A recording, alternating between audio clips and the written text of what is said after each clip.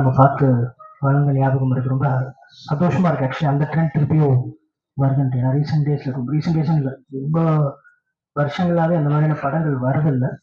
So அதுக்கு ஒரு ஒரு ஒரு ரீலான்ச் மாதிரி இருக்கு. ஐயப்பன் அவர்களுக்கு வாழ்த்துக்கள், ப்ரொடியூசர் டீம் எல்லாருக்குமே, அண்ட் லீட் விஜய் சார், அவங்க காயத்ரி, அவங்களுக்கு எல்லாருக்குமே என்னுடைய வாழ்த்துக்கள். மியூசிக் ரொம்ப ரொம்ப ரொம்ப நல்லா இருந்துச்சு. மியூசிக் ரொம்ப நல்லா இருந்துச்சு. இன்னைக்கு இல்லை, நான் முன்னாடி கேட்டுட்டேன். மியூசிக்கும் மியூசிக் சவுண்ட் டிபார்ட்மெண்ட், அதுக்கப்புறம் விஷுவல் சொல்ற சினிமாட்டோகிராஃபி ரொம்ப ரொம்ப நல்லா பண்ணியிருந்தாங்க. பட்ஜெட்டும் சொன்னாங்க, அந்த பட்ஜெட்டுக்குள்ள அதை கிராக் பண்ணியிருக்காங்கன்றது ரொம்ப ஆச்சரியமா இருந்துச்சு எனக்கு. ஸோ பெரிய ஃபியூச்சர் உங்களுக்குலாம் வரணும்னு நான் வேண்டிக்கிறேன். அண்ட் அகெயின் ரொம்ப எல்லாருக்குமே ரொம்ப ஃபேவரட்டான ஒரு கடவுள் ஐயப்பன். ஸோ அது அவர் அந்த ரிலிஜனை தாண்டி ஒரு ஒரு ஒரு காடை நம்ம பார்க்குறவர். ஸோ அவரும் உங்க கூட இருப்பாங்கன்னு வேண்டிக்கிறேன். எல்லாருக்கும் என்னுடைய வாழ்த்துக்கள். ஸோ ரொம்ப ஷார்ட்டாக முடிக்க சொன்னதுனால நிறைய பேசலாம் படத்தை பற்றி. Please thank you. நன்றி சார். வள்ளுவரை போல இருவரையில் உலகை இழந்த வள்ளுவரை போல மிக அருமையாக முடித்து விட்டார். நன்றி. அடுத்ததாக இயக்குனர் மோகன்ஜி அவர்கள், டைரக்டர், ரைட்டர், ப்ரொடியூசர், கோலிவுட்ல அவர் பழைய வண்ணாரப்பேட்டை, திரௌபதி, முதல் தாண்டவம், பக்காசுரன் போன்ற பல படங்களை இயக்கியுள்ளார். அவரை சிறு வார்த்தைகள் பேசுவதற்காக மேடைக்கு அழைக்கிறோம்.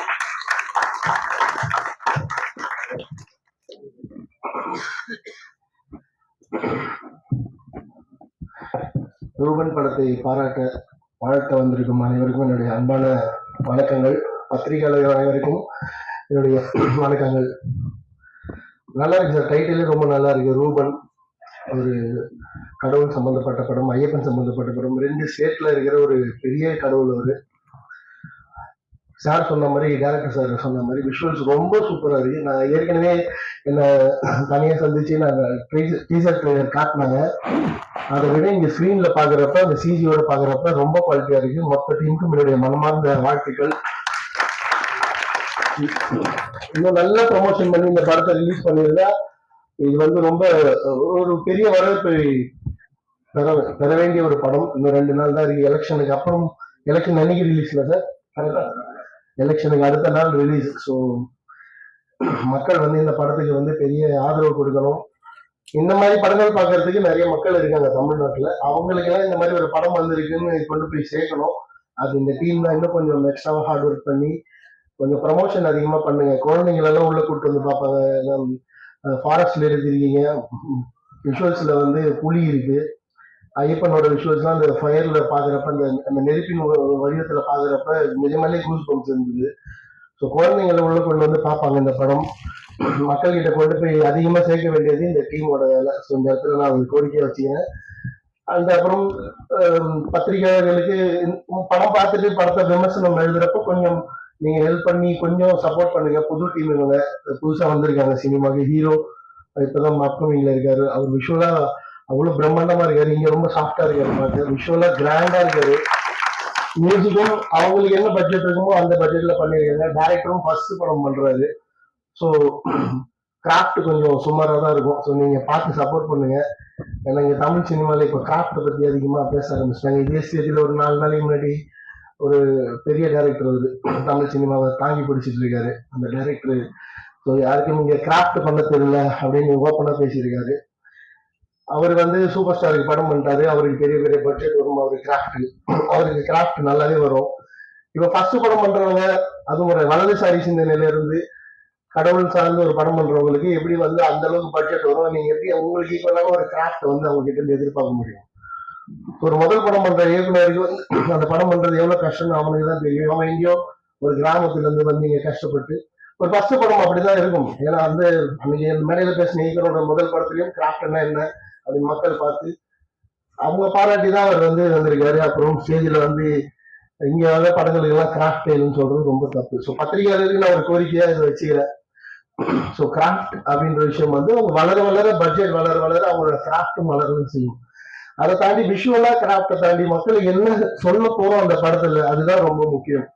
அதுதான் நம்ம ஒளிப்பதிவாளர் பாலுமகேந்திரா சார் சொல்லியிருப்பாரு, நீ எந்த பேனால எந்த குவாலிட்டி பேனால கதை எழுதுற அப்படின்னு யாராவது கேட்டிருக்காங்க. ஸோ என்ன என்ன கேமரால படம் எடுக்கிறேன்னு கேட்காது, என்ன மாதிரி இருக்கு பாரு, அதுதான் முக்கியம் அப்படின்னு சொல்லுவாரு. ஸோ என்ன சொல்ல வரோம் சினிமால, எங்களுக்கு கிராஃப்ட் தெரியுது தெரியல அதெல்லாம் தாண்டி நாங்க சொல்ற விஷயங்கள் இந்த மண்ணுக்கு பயன்படுது, இந்த மக்களுக்கு பயன்படுது, இந்த மக்களோட பிரச்சனையை சினிமால பேசுறோமா, இந்த மக்களுக்கு தேவையான விஷயத்த கன்வே பண்றோமான்றதுதான் பார்க்கணும். அதுதான் எங்களுக்கு தெரிஞ்ச கிராஃப்ட். ஸோ என்னோட படம், நான் பண்ண படம், அவங்க மோஸ்ட்லி என்ன இதுதான் அதெல்லாம் பேசினாங்க. நான் பார்த்தவங்க அடிக்கடிக்கு மீட்டிங் போடுறப்பெல்லாம் நான் என்ன சார்ந்து இருக்கிற சில இயக்குனர்கள் அவங்க மாதிரி பண்ற வலதுசாரி சிந்தனை படங்களை தான் அப்படி அப்பப்போ கான்ட்ரோல் பண்ணி பேசுவாங்க. ஸோ இங்கிருந்து வளர்ந்து வர வலதுசாரியில இருந்து இப்பதான் சினிமா பேச ஆரம்பிச்சிருக்கு. ஸோ அதே வந்து இங்கேயே அவங்க வந்து எப்ப பார்த்தாலும் அதை கலாச்சிட்டு பேசுறது வருத்தமா இருக்கு. அது இனியும் உங்க வேலையே பாருங்க, எங்க வேலையை பாக்குறேன். எதுக்கு பயம், எதுக்கு மேல போட்டு எப்ப பார்த்தாலும் அந்த 100 முகங்களை தான் திரும்ப திரும்ப கேள்வி கேட்டு அதுக்கு பதில் சொல்லி அதை வந்து ப்ரொமோட் பண்ணிட்டியா, அதெல்லாம் நீங்க உங்க வேலையை பாருங்க. இங்க படம் பண்றவங்க இங்க படம் பண்றோம். மக்கள் வந்து எது நல்ல படமோ அதை வந்து மக்கள் பார்க்க போறாங்க. ஸோ கிராஃப்டை பத்தி சினிமாக்குள்ள பேச வேணாம், பத்திரிகையாளர்கள் பேசட்டும். ஸோ சப்போர்ட் பண்ணுங்க இந்த படத்துக்கு. அண்ட் அன்னைக்கே வந்து சூப்பர் ஸ்டார் பத்தியும் நீங்க ஒரு நக்கலான கமெண்ட் இருந்தது, அது பார்க்க ரொம்ப வருத்தமா இருந்தது. ஏன்னா அவர் வந்து படம் கொடுக்கலன்னா இன்னைக்கு வந்து இவ்வளவு பெரிய கூட்டம் கூட்டி நீங்க வந்து இப்படி ஒரு ஆளா உருவாக இருக்க முடியாது. ஸோ அவரை வந்து அரசியல் தெரியாம தான் வந்து படத்தில் நடிச்ச மாதிரி அவ்வளவு நக்கண்ணையா நீ பண்ணதெல்லாம் ரொம்ப வருத்தமா இருந்தது பார்க்க. எங்களையாவது சித்தாந்த ரீதியா இருக்கிறீங்க, அவர் வந்து உங்களுக்கு வாய்ப்பு கொடுத்து உங்களை வளர வச்ச ஒரு மிகப்பெரிய அவர் ஆன்மீகவாதி. அவர் எல்லாருக்கும் பிடிக்கும் அவரை. இந்த சமீப காலமா தான் அவரை பத்தி நிறைய விமர்சனம் வர ஆரம்பிச்சது. அது காரணம் எல்லாம் உங்களுக்கே தெரியும். அவரை நீங்க அவ்வளவு நக்கலா நையாண்டி பண்ணி சிரிச்சதெல்லாம் ரொம்ப கஷ்டமா இருந்தது பாக்க. சுத்தமா எனக்கு முதல் படம் கொடுத்த ரிச்சர்ட் சார் வந்து எனக்கு பழையமாதிரிப்பட்ட சரியா போறதுக்கு அப்புறம் திரௌபதி பண்றப்ப ரிச்சர்ட் சார் எனக்கு வந்து ஃப்ரீயா நடிச்சு கொடுத்தாரு. அவரும் அப்போ வளர்ந்து அவரு நிறைய படங்கள் பண்ணி அவரு வெற்றியாக வெயிட் பண்ணிட்டு இருந்த ஒரு ஹீரோ. அந்த நிலைமையிலேயே எனக்கு வந்து ஃப்ரீயா நடிச்சு கொடுத்து அப்படிதான் நான் திரௌபதி உருவாங்கினேன். இன்னைக்கு வரைக்கும் நான் அவருக்கு நன்றியோட தான் இருக்கேன். எந்த மேரேஜ் பண்ணாலும் அவருக்கு வந்து நான் நன்றி சொல்லுவேன். ரிச்சர்ட் சாரால தான் நான் வந்து இந்த ஸ்டேஜுக்கு வந்தேன். நான் ரிச்சர்ட் சாருக்கு சொல்ற நன்றி வந்து நீங்க ஒரு சூப்பர் ஸ்டார் லெவல்ல ஒருத்தருக்கு அந்த நன்றி கொடுக்க மாட்டீங்களேன்னு நினைக்கிறப்ப உங்க கேரக்டர் தான். அதெல்லாம் பண்ணாதீங்க சினிமால, அது வந்து தப்பு. அவரு வந்து சான்ஸ் கொடுக்கலன்னா நீங்க ஒண்ணுமே இல்லை, இந்த ஸ்டேஜ்ல நின்று இருக்க முடியாது. இதே ஸ்டேஜ்ல தான் வந்து அவரை பத்தி அவ்வளவு கேவலமான ஒரு சிரிப்பு அந்த கேள்வி வரப்ப அவருக்கு அரசியல் புரிதல் இருக்கா இல்லையா நமக்கு தேவையில்லாத வேலை. அவர் ஒரு நடிகர், நம்பி உங்களை படம் கொடுத்தாரு. ஸோ அது வந்து மிகப்பெரிய தப்பு. அதுக்கப்புறம் அதுக்கு மன்னிப்பு கேட்காம அந்த சிரிப்புக்கு எவ்வளவு பவர்ஃபுல் பாருங்க அப்படி மாதிரி பேசுறது இன்னும் எரியிற நெருப்புல இருந்து ஒருத்தருக்கிறது தான். அது மாதிரி வேண்டாம், அது மாதிரி பண்ண வேண்டாம். வலதுசாரி படங்கள் வரதான் செய்யும். இந்த மாதிரி கடவுள் சம்பந்தப்பட்ட படம், ஐயப்பன் பக்தர்களுக்கு படம் வந்து எத்தனை வருஷம் ஆச்சு, கிட்டத்தட்ட ஒரு 20 வருஷத்துக்கு முன்னாடி நான் பாத்துருக்கேன் அந்த மாதிரி படங்கள். இப்ப எங்க வருது அந்த மாதிரி படங்கள்லாம்? காரணம் நீங்க யாரும் அதுக்கெல்லாம் சப்போர்ட் பண்ணாம சித்தாந்தமா வேற மாதிரி சப்போர்ட் பண்றதுதான் அதுக்கெல்லாம் காரணம். இந்த ரூபன் மாதிரி படங்கள்லாம் தேட்டருக்கு வரப்ப சப்போர்ட் பண்ணுங்க. இந்த மாதிரி படங்களும் வரணும் இல்ல. அது கார்த்திகை மாசத்துக்கு வந்து முன்னெல்லாம் எப்பவுமே சேனல்ஸ் வந்து அந்த மாதிரி படம் போடுவோம். இப்ப எங்க அந்த மாதிரி கடவுள் சம்பந்தப்பட்ட படங்கள்லாம் வருது? துர்கா மாதிரி படங்கள் எங்க வருது? அம்மன் மாதிரி படங்கள் எங்க வருது? அந்த மாதிரி படம் பண்ண டேரக்டர்ஸே இல்லைங்க. சுந்தர் சி சார் எப்பயாவது 1 2 அந்த மாதிரி பண்றாரு. அதுவும் ஒரு விஷுவல் ட்ரீட்டா கிளைமேக்ஸ்ல மட்டும் வைக்கிறாரு. அவரை தவிர வேற யார் அந்த மாதிரி படங்கள் இப்ப பண்றாங்க? ஸோ அந்த மாதிரி இயக்குநர்கள் அந்த மாதிரி படங்கள் திரும்ப பண்ண ஆரம்பிக்கணும். எல்லா வகையான சினிமாக்களும் இங்க வந்து தமிழ் சினிமால வரணும். இதான் சொல்லிக்கிறேன். ஸோ நீங்க கிராஃப்ட் பண்ண தெரியாதுன்னு சொல்லாதீங்க. மக்களுக்கு தேவையான கலையை பண்றதுதான் எங்களுக்கு தெரிஞ்ச கிராஃப்ட். என்னோட படம் அரியலூர்ல இருக்கிற பிரச்சனையை பேசும், விழுப்புரத்துல இருக்கிற பிரச்சனையை பேசும், கடலூர்ல இருக்கிற பிரச்சனையை பேசும், சிமெண்ட் ஃபேக்டரியில அந்த மக்கள் எப்படி பாதிக்கப்பட்டிருக்காங்கன்னு பேசும், விழுப்புரத்துல இருக்க பெண்கள் காலேஜுக்கு போயிட்டு வந்து ஸ்கூலுக்கு போயிட்டு வரதுல என்ன பிரச்சனைன்னு பேசும், சேலத்துல இருக்க பெண்களுக்கு வந்து ஆன்லைன்ல எந்த மாதிரியான பிரச்சனைகள்லாம் வந்து அவங்களோட வறுமையை பயன்படுத்தி ப்ராஸ்டியூஷனுக்குள்ள கொண்டு போறாங்கன்னு பேசுவோம். ஸோ அதுதான் இந்த மண்ணுக்கான கிராஃப்டா நாங்க நினைக்கிறது. இங்க போயிட்டு பாம்பேல நடக்கிற பிரச்சனையும் மலேசியாவில் நடக்கிற பிரச்சனையும் படம் பண்றது இல்லை கிராஃப்ட். ஸோ எது நல்ல கிராஃப்ட்னு தெரிஞ்சவங்க அடுத்தவங்கள இந்த மாதிரி மேடை போட்டு நக்கல் பண்ணி சிரிக்கிறத தயவு செய்து. அதுவும் இல்லாம ஜானர் எக்ஸ்ப்ளோர் பண்ண மாட்டாங்க. ஒரே ஜானர் சுத்தி சுத்தி ஒரே படம் பண்ணிட்டு அவங்களுக்குள்ளேயே விமர்சனம் பண்ணி அவங்களுக்கு பாராட்டுறதுக்குன்னு ஒரு 10 சினிமால பெரிய ஆட்கள் இருக்காங்க. எந்த படம் பண்ணாலும் அவங்க வந்து அதை நாட்டி ட்வீட் பண்றாங்க, படம் பாக்குறாங்களோ இல்லையோ. அது நிறைய ஜோனர்ஸ் இருக்கு பண்றதுக்கு. நீங்க பேசுற சித்தாந்தத்திலே நிறைய ஜோனர்ஸ் இருக்கு. 2022 தான் முதல் ஒரு தலித் பிஷப் வந்து தமிழ்நாட்டுல உருவானாரு மதுரையில.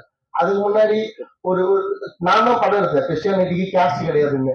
இருந்தாலும் சமூகத்துல வந்து நிறைய கிறிஸ்டியன்ஸ் வந்து கூட கேஸ்ட் சேர்த்து தான் போட்டுக்கிறாங்க. அப்படி தலித் வந்து கன்வெர்ட் ஆன கிறிஸ்டியன்ஸ்க்கு வந்து ஒரு பிஷப் ஆகுறது வந்து எவ்வளவு கஷ்டம், அதுல எவ்வளவு பிரச்சனை இருக்குன்றத சினிமா எடுங்க. இங்க இருந்து மதம் மாறின பட்டியல்ன்றது மதம் மாறின நிறைய இஸ்லாமிய பெண்கள் இருக்காங்க, கல்யாணம் அவங்க முதிர்கன்னிகள் இருக்காங்க, அவங்க ஒரு புக் எழுதியிருக்காங்க கருப்பாய் என்கிற நூர்ஜகன் அப்படின்னு சொல்லி. அந்த மாதிரி விஷயங்கள் எல்லாம் படமா இருக்கு. அது வந்து அந்த மக்களோட பிரச்சனை தான் இல்ல, உங்க சம்பந்தப்பட்ட மக்கள் பிரச்சனை தானே. அதெல்லாம் விட்டுட்டு வேற எப்பயோ 100 வருஷத்துக்கு முன்னாடி 70 வருஷத்துக்கு முன்னாடி நடந்தது அதையும் காட்டுங்க, தப்பு இல்லை. அதையே திரும்ப திரும்ப காட்டி எதுக்கு பிரச்சனை? இன்னைக்கு சமூகத்துல என்ன பிரச்சனை இருக்கு? உங்களை சுத்தி இருக்கிற நிறைய பேருக்கு நிறைய தேவை இருக்கு. பொல்யூஷன் பிரச்சனை இருக்கு, நிலத்தை பிடிக்கிறாங்க, நிறைய பஞ்சம நிலங்களை நிறைய பேர் வந்து பிடிங்கி வச்சுட்டு திருப்பி வராம இருக்காங்க. அந்த மாதிரி எவ்வளவு பிரச்சனை இருக்கு. அந்த மாதிரி ஜோனல்லாம் எக்ஸ்போஸ் பண்ணுங்க. அதை பண்ணாம திரும்ப திரும்ப சுத்தி ஒரு சமூகத்துக்குள்ளேயே சண்டையை வச்சு அது ரொம்ப தப்பு. எப்ப பார்த்தாலும் புத்த மதம் தான் ப்ரமோட் பண்றீங்க. ஆனா படத்துல வந்து எல்லா ஹீரோட அம்மாவும் கிறிஸ்டியன்ஸா தான் இருக்கிறாங்க. அது என்ன எனக்கே புரியல. அது ஒரு மதத்தை ப்ரமோட் பண்ணீங்கன்னா கரெக்டா அந்த மதத்தை ப்ரமோட் பண்ணுங்க. இதுல நிறைய உள்ள சினிமாக்குள்ள பிரச்சனை இருக்கு. இவங்க பண்றது ஆசிரியர் நிறைய ஃபண்டு தராங்க, அதெல்லாம் பேசணும்னா சினிமாக்குள்ளேயே சண்டை போடுற மாதிரி ஆயிடும். அவங்க பேசுனது ரொம்ப வருத்தமா இருந்தது, அதை வந்து ஒரு பதிவா பண்ணிடுறேன். ஸோ இந்த மாதிரி புது படங்கள் கஷ்டப்பட்டு அவங்க ஒரு ஊர்ல இருந்து ஒரு 10 பேர் சேர்ந்து காசு போட்டு படம் பண்ணி தெரிஞ்ச தெரியாமல வந்து படம் பண்ணிடுறாங்க. விஷுவலா பாக்குறப்ப நிஜமான அந்த வைப் இருந்தது. அதை மக்கள் பார்க்கறத விட்டுருங்க. அதை விட்டுட்டு அதுக்குள்ள நீங்க ஐடியாலஜி கண்டுபிடிச்சு கிராஃப்டை கண்டுபிடிச்சு ஆரம்பத்திலே அவங்கள வந்து தட்டி விடுறது கேள்வி விடுறது மிகப்பெரிய தப்பு. சினிமாக்குள்ள இருந்துட்டு அதை செய்யாதீங்க. இன்னைக்கு சினிமா எப்படி இருக்கு இந்த வருஷம்? ஒரு படம் கூட ஹிட் ஆகல இந்த வருஷம். இது வரைக்கும் எல்லாருக்குமே தெரியும். சினிமா நல்லா இருக்கும், சினிமாக்குள்ள இருந்து எல்லா படத்தையும் சப்போர்ட் பண்ணுங்க. ஐடியாலஜி எல்லா படத்தை சப்போர்ட் பண்ணாம நான் சொன்ன ஜானர்ல நீங்க படம் பண்ணுங்க. நான் வந்து உங்க கூட நின்று ஸ்டேஜில் நின்று ஒரு படத்தை வாழ்த்துறேன். ஸோ ஐடியாலஜிக்கலா மட்டும் படம் பண்ணாம மக்களுக்கு என்ன தேவை அந்த மாதிரி படங்கள் பண்ணுங்க. சொல்லணும்னு தோணுச்சு. நிறைய இதுல தப்பா போடுறது. ஏன்னா வந்து ஒரு சாரல் எதிராக திருப்பி கொண்டு போவாங்க இதை வச்சு. நான் அந்த மாதிரி ஆள்லாம் இல்லை. எனக்கு என்ன தோணுதோ நான் வந்து அதை ஸ்ட்ரெயிட்டா பேசுவேன், கரெக்டா பேசுவேன்னு நினைக்கிறேன். எப்படியும் நான் வரதான் போகுது என்னென்னமோ கமெண்ட்லாம். என்ன பண்ணாலும் எப்ப தேவையோ நான் வந்து இதெல்லாம் பேசுவேன். சினிமாலையும் இதெல்லாம் பேசுவேன். ஸோ நான் இருக்கிற வரைக்கும் நீங்க உங்க இஷ்டத்துக்குலாம் பேசிட்டுலாம் இருக்க முடியாது. இந்த படம் மிகப்பெரிய வெற்றி அடைய மனமான வாழ்த்துக்கள்.